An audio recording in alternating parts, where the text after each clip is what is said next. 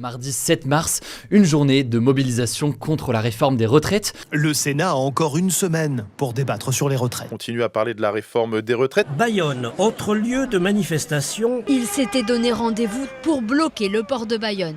Les dockers et leur soutien ont empêché les camions d'entrer pour protester contre la réforme des retraites.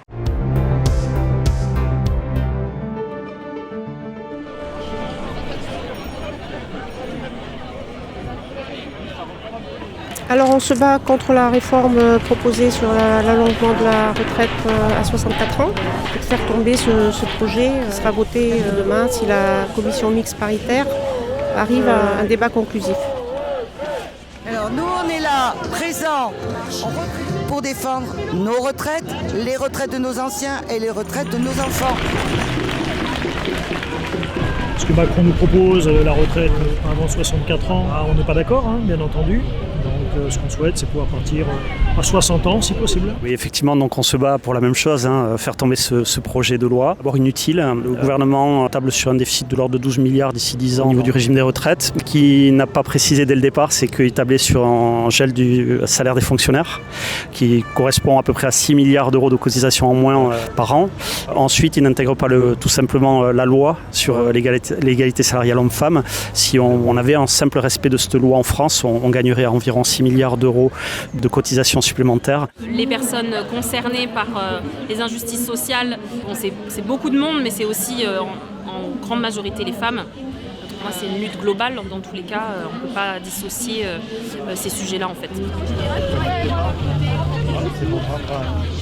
Évidemment, entre les 6 milliards des fonctionnaires et 6 milliards des femmes, on arriverait à un équilibre de ce régime, sans même parler de hausse de salaire qui, en soi, permettrait une hausse des cotisations et permettrait que ce régime des retraites soit plus qu'équilibré, soit même excédentaire.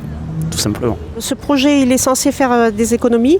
Après les amendements qui ont été déposés au Sénat, il va coûter 2 milliards de plus. Donc l'aspect économique n'est un faux argument en fait. Oui, en fait, ni l'allongement de la durée des 43 ans, ni le recul à 64 ans ne sont acceptables. Et on parle de pénibilité, mais en fait, la pénibilité, elle y est partout. Elle y est dans les bureaux, elle y est sur le terrain. Et le fait de pouvoir continuer au-delà d'un âge, ça, on n'est pas contre. Mais imposer une limite à 64 ans, c'est de la folie. C'est pas possible de s'occuper d'enfants, c'est pas possible de s'occuper de personnes âgées. Donc... Dans mon entourage, il y a beaucoup de mes cousins, de mes neveux et nièces qui travaillent soit dans le BTP, la menuiserie, la cuisine. Et ce sont des métiers très, très, très durs qu'on ne peut pas faire jusqu'à 64 ans. Pas possible. Nous, on est pour la retraite à 60 ans. De toute façon, la retraite, c'est un droit. Donc, on veut revenir à la retraite à 60 ans.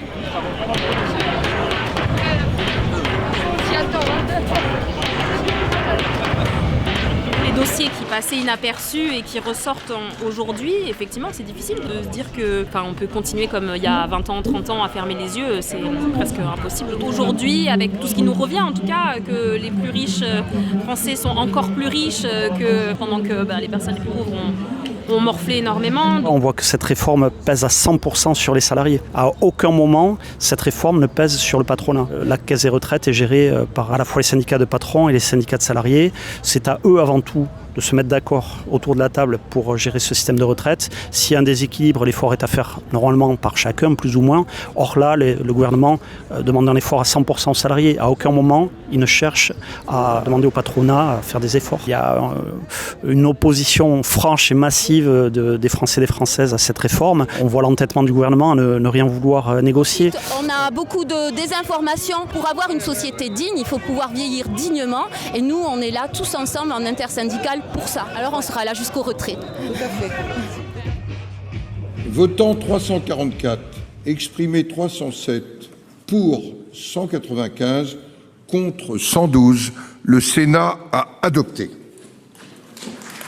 Aussi, sur le fondement de l'article 49, alinéa 3 de la Constitution, j'engage la responsabilité de mon gouvernement sur l'ensemble du projet de loi de financement. Après l'utilisation hier par Elisabeth Borne de l'article 49.3 pour faire adopter de force la réforme des retraites, une décision qui a déclenché ce que la gauche et la droite qualifient de chaos.